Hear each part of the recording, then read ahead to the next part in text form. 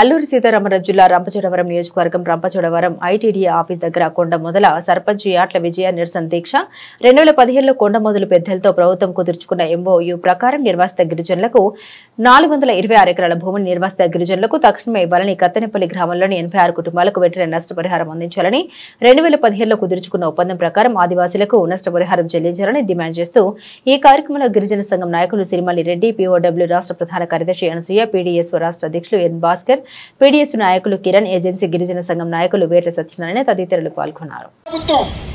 బీజేపీకి అనుకూలంగా ఈ రోజు ఈ కూటమి ప్రభుత్వం ఉంది. గతంలో వైసీపీ ప్రభుత్వం కూడా బీజేపీకి అనుకూలంగా ఉంది. కానాడు వైసీపీ ప్రభుత్వం కూడా నిర్వాసితుల పక్షాన్ని ఏమీ మాట్లాడలేదు. ఈ రోజు వచ్చినటువంటి ఈ కూటమి ప్రభుత్వం కూడా బీజేపీకి వ్యతిరేకంగా ఏం మాట్లాడలేదు.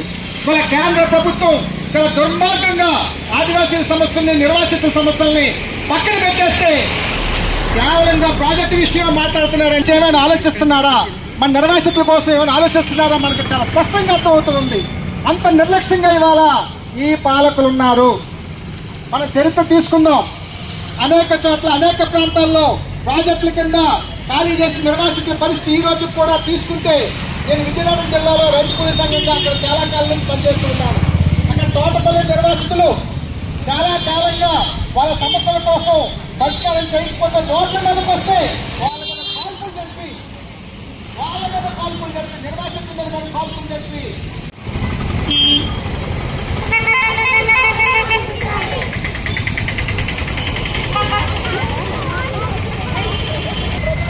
ఒప్పందం ప్రకారం 450 ఎకరాల భూమి వెంటనే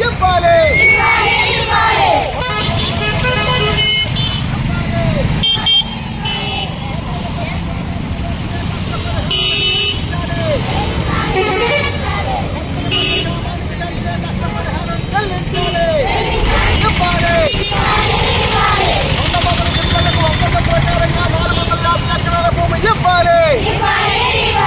కత్తెనపల్లి గ్రామానికి తీసుకుని పరిష్కరించాలి. కొండ మొదల గిరిజనులకు ఒప్పందం ప్రకారం 450 ఎకరాల భూమి వెంటనే ఇవ్వాలి. కొండ మొదల గిరిజనులకు ఒప్పందం ప్రకారం 450 ఎకరాల భూమి వెంటనే ఇవ్వాలి. కత్తెనపల్లి గ్రామానికి వెంటనే నష్టపరిహారం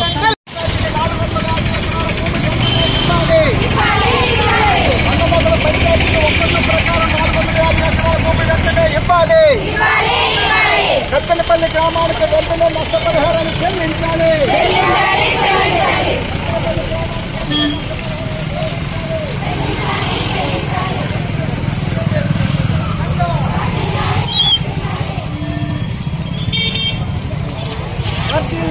ఏజెన్సీ గిరిజన సంఘం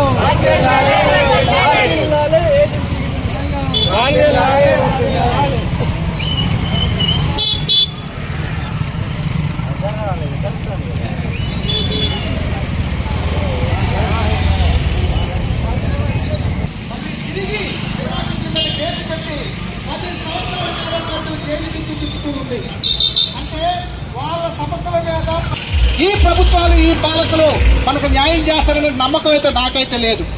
అందుకని ఇవాళ స్పష్టంగా మనము ఆదివాసీలందరూ ఐక్యంగా పోరాటం చేయకపోతే నిర్వాసితుల సమస్య పరిష్కారం కాదు.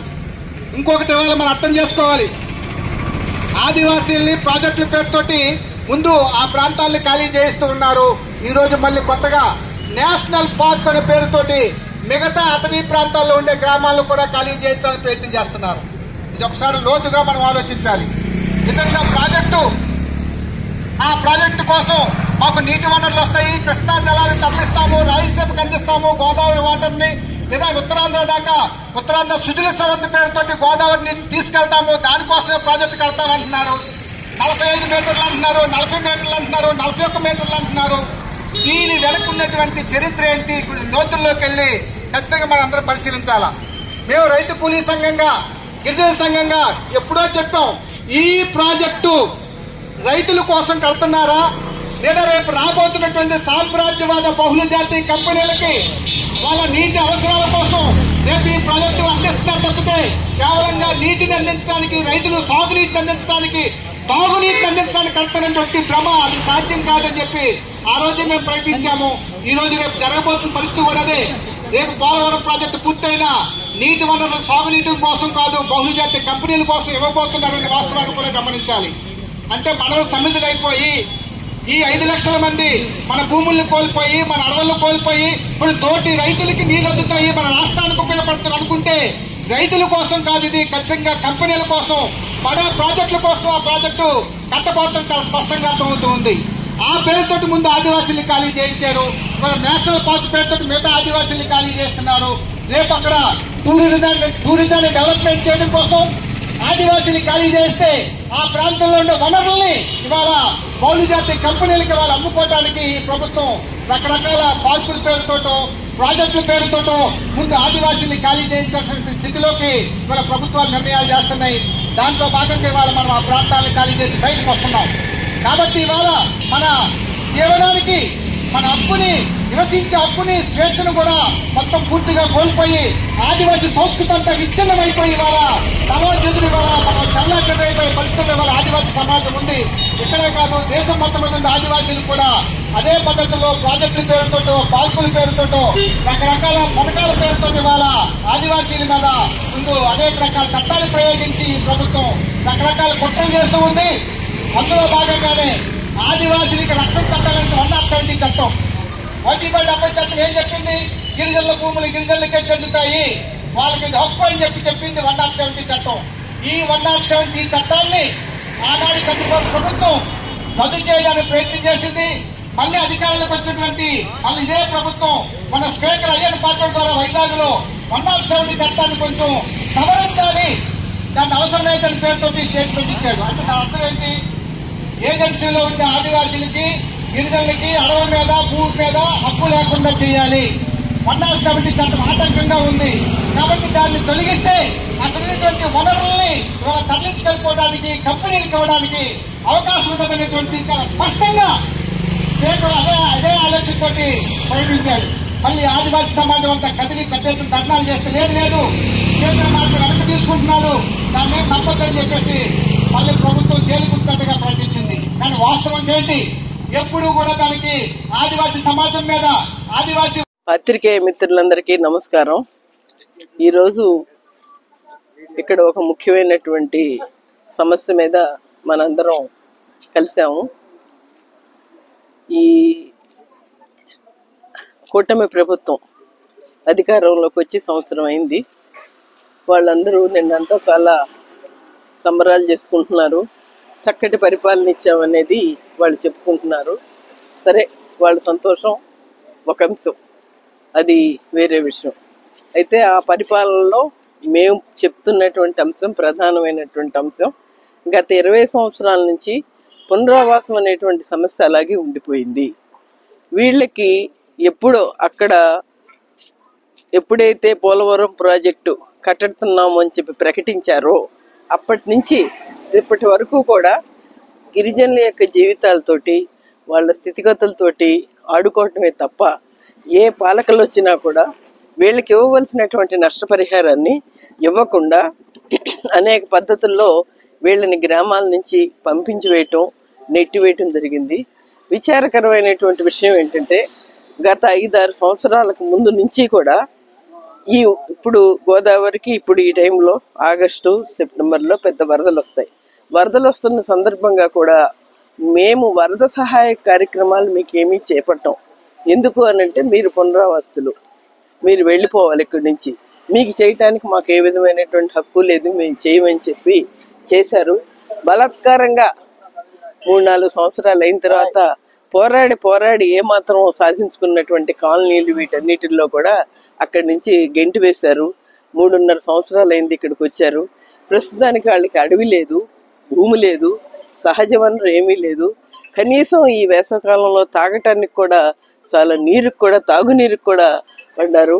మరి అదేవిధంగా R&R ప్యాకేజీ కత్తినపల్లి లాంటి గ్రామాలకైతే కనీసంగా ఒక్కటికి కూడా ఇల్లు అవ్వలేదు. విచారకరమైన వార్త ఏంటంటే ఆ గ్రామం మన మాజీ ప్రెసిడెంట్ గారిది కూడా అదే గ్రామం, కానీ ఆ గ్రామంలో ఒక్కళ్ళకు కూడా ఇంతవరకు R&R ప్యాకేజ్ ఇవ్వలేదు.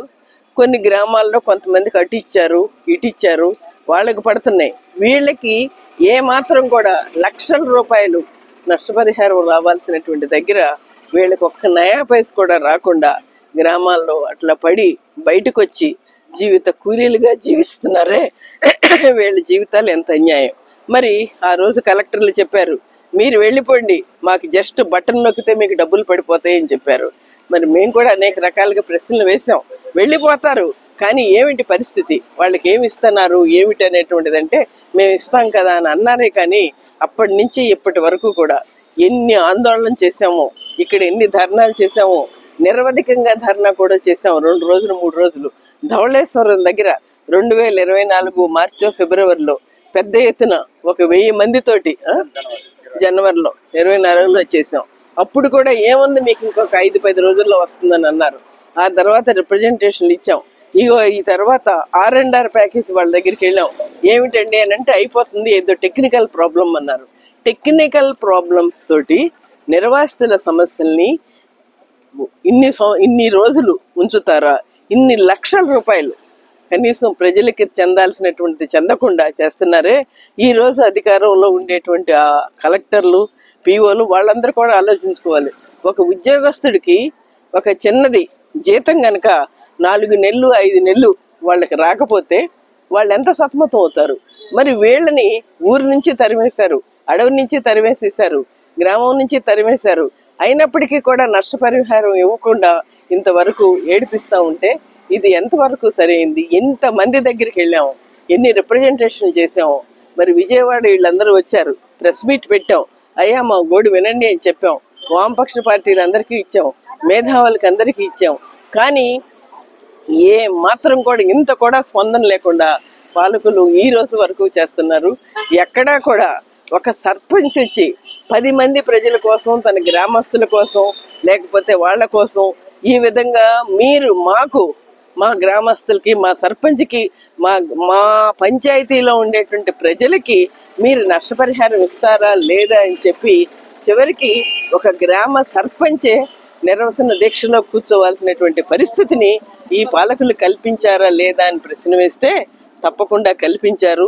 స్పందన అనేటువంటిది ఏమాత్రం లేదు.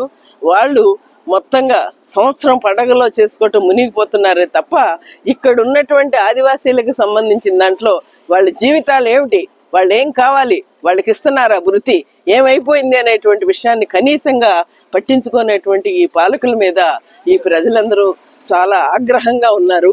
మరి ఇప్పటికైనా వాళ్ళు సత్వరమే వాళ్ళకు ఉండేటువంటి ఆ మేనేజ్మెంట్లను, ఆఫీసర్లను పిలిపించి వీళ్ళ యొక్క గోడేంటి విని వీళ్ళకి ఒక పరిష్కారం చూపిస్తారా లేదా అని చెప్పి రైతు కూలీ సంఘం ఆంధ్రప్రదేశ్ తరఫున మేము అందరి తరఫున వారికి మేము విజ్ఞప్తి చేస్తున్నాం.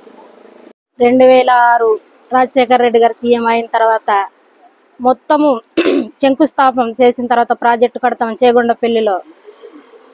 అప్పటి నుంచి మాకు భూమి ఎంతమంది నిరోసితులు మునిగిపోతున్నారు, ఎంతమంది ఆ ఇంట్లో ఎంతమంది నిరోసితులు ఉన్నారు, మొత్తం భూమి ఎంత కోల్పోతుందని ఎంక్వైరీ చేయండి అని మేము అప్పటి నుంచి చెప్పుకుంటూ వస్తున్నా. కానీ 2013 టైంలో మొత్తం గ్రామ సభలు జరపకుండా మొత్తము 50 ఏళ్ల నుంచి మేము సాగు చేసుకున్న భూమికి ఆ గిరిజనేతరులైన వాళ్ళకి R&R వాళ్ళకి మొత్తం భూమి ప్యాకేజీ ఇవ్వడము ఇలా చేసుకుంటూ వస్తే మాకు గ్రామ సభలు జరపలేదు. నేను కూడా ఆ టైంలో నేనే సర్పంచ్ను. ఆ టైంలో కూడా సర్పంచ్గా నాకు ఎటువంటి సంవత్సరం లేకుండా మొత్తం మీరే మొత్తం వాళ్ళకి నష్టపరిహారం ఇస్తున్నారు అని మేము అప్పుడు హైకోర్టుకి వెళ్ళాము. నా పేరు మీద కేసు వేయడం జరిగింది. అప్పుడు మొత్తము ఈ R&Rకి సంబంధించి మొత్తం పోలవరం పునర్వాసం ప్రక్రియ మొత్తం ఆగిపోయింది. ఆగిపోయిన తర్వాత ఆ టైంలో మాకు 2017లో ప్రాజెక్టు అధికారిగా ఉన్నారు ఇప్పుడున్న ప్రస్తుత జిల్లా కలెక్టర్ గారు, అప్పుడు దినేష్ కుమార్ గారు, అప్పుడు పిఓ గారు ఇక్కడ. ఆ టైంలో మాకు మొత్తము ఝాన్సీ గారికి మాకందరికి పిలిచి, మా పెద్దలకి రామరెడ్డి గారికి మాకందరికి మొత్తం పిలిచి ఒక 15 మందిగా పిలిచి ఒక రోజంతా వాళ్ళకు మాకు చర్చలు జరిగినాయి. చర్చలు జరిగిన తర్వాత ఒక నైట్ అంతా మొత్తము మాలో ఉన్న మొత్తం వాళ్ళతో చర్చించడం జరిగింది. ఏంటంటే ఆ రోజుల్లో జరిగిన చర్చల్లో మాకు 426 ఎకరాల భూమి మాకు కావాలి. అలాగే మాకు ప్రతి గిరిజన కుటుంబంలో 18 సంవత్సరాల నిండిన పిల్లలకి కటప్ డేట్తో సంబంధం లేకుండా మేము గ్రామాలు ఖాళీ చేసి కోనెలకి వెళ్ళిన దాకా ఎంతమందికి పోలవరం ప్రాజెక్టులో అర్హత ఉందో వాళ్ళకందరికి ప్యాకేజ్ ఇవ్వాలి. అలాగే 150 ఎకరాల్లో బంజరు భూమి, అలాగే ఒకరి పేరు మీద ఒకరికి నమోదాయి ఉన్నాయి ఆ భూమి, అవి కూడా మాకు సరిచేసి మొత్తం మీరు ఏవంత టెక్నికల్ ప్రాబ్లాలు రేషన్ కార్డులో యజమాని పేరు తీసేయడం ఇవన్నీ ఉన్నాయి, అవన్నీ మొత్తం మీరు సరిచేసి మా గిరిజన కుటుంబాలకు మొత్తం ప్యాకేజ్ ఇవ్వాలి, మీరు నష్టపరిహారాలు ఇవ్వాలని ఆ రోజు మాకు వాళ్ళకి సుదీర్ఘంగా చర్చలు జరిగి నైట్ 7 గంటల నుంచి మొదలుకొని తెల్లవారు గట్ల 3 గంటల దాకా వాళ్లకు మాకు చర్చలు జరిగిన తర్వాత ఆ రోజు వాళ్ళందరూ ఈ పిఓ గారు అలాగే ప్రాజెక్ట్ లో ఉన్న అడ్మినిస్ట్రేటర్ గారు వాళ్ళందరూ వచ్చిన తర్వాత ఎంఆర్ఓ గారు వాళ్ళందరూ మాతో ఆ చర్చల్లో పాల్గొన్న తర్వాత వాళ్ళకు మాకు ఒక ఒప్పందం కుదిరింది.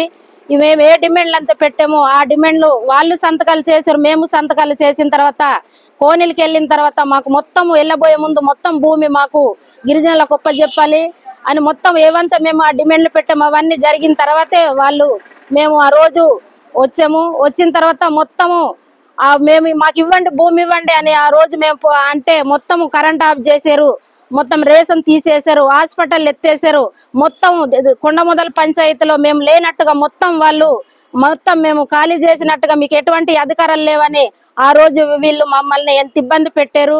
ఆ మొత్తము కాపర్ డాం కట్టిన తర్వాత నీళ్ళంతా వెనక్కి వచ్చి గ్రామాలు మునిగిపోయి 3-4 నెలలు నీళ్లు మొత్తం అలాగే నిలవ పెట్టిన తర్వాత మొత్తం అలాగే మందులు లేక ఏమి లేక మొత్తం ఒక మిత్రుడు కూడా చనిపోవడం జరిగింది, మా గిరిజన మిత్రుడు. ఆ టైంలో మేము మళ్ళీ ఇప్పుడున్న పిఓ గారు అప్పుడు సబ్ కలెక్టర్ గా ఉన్నారు, మొత్తం మేము చూసుకుంటాము, మీరు రండి, మీరు ఏది కావాలన్నా మేము అక్కడికి వెళ్ళిన తర్వాత మీకు ఇస్తాము. అప్పుడు ఒక కలెక్టర్ ఉన్నాడు కాకినాడలో, ఉమ్మడి జిల్లాగా ఉన్నప్పుడు ఆ కలెక్టర్ గారు బటన్ నొక్కగానే మీరు ఖాళీ చేసి ఇక్కడికి రాగానే బటన్ నొక్కగానే డబ్బులు పడిపోతాయి, ఎంతసేపు డబ్బులతో మాతో పని, మీరు రావడమే పని తప్ప మేము వచ్చిన తర్వాత డబ్బులు మేము చూసుకుంటాం, బటన్ నొక్కగానే ఆ రోజు మాకు హామీ ఇచ్చారు. ఇప్పటికి ఇంకా మాకు వాళ్ళు ఏమంతా ఏ హామీ అంత ఇచ్చారో ఆ హామీ ఒక్కడు కూడా నెరవేరలేదు. తెల్లారితగ్గ మొత్తము అప్పుడు మేము వచ్చి 3 సంవత్సరాలు అవుతుంది, 3 సంవత్సరాలు కూడా తిరిగిన రోజు లేదు. మేము ప్రతిరోజు తిరుగుతున్నాము, పాడేరు వెళ్తున్నాము, ధవళేశ్వరం వెళ్తున్నాము, Rampachodavaram sub collector office, PO గారి ఆఫీసు, అలాగే ఆర్ఎండ్ఆర్ ఆఫీసర్ అక్కడ ఉంటాడు విజయవాడ, అక్కడికి కూడా వెళ్ళాం, కమిషనర్ దగ్గర కూడా వెళ్తూనే ఉన్నాం, తిరుగుతూనే ఉన్నాం, ఒక్క సమస్య కూడా పరిష్కారం అవ్వడం లేదు. తప్పనిసరి పరిస్థితుల్లో మేము ఈ రోజు దీక్ష మేము చేయడం జరుగుతుంది. ఎందుకంటే ఈ రోజైనా నెరవేర్తదా లేదా, ఈ రోజైనా మాకు వచ్చి మా సమస్య స్పందించి పరిష్కరిస్తారన్న దాంతో మేము ఈ రోజు రోడ్డు మీదకి రావడం జరిగింది.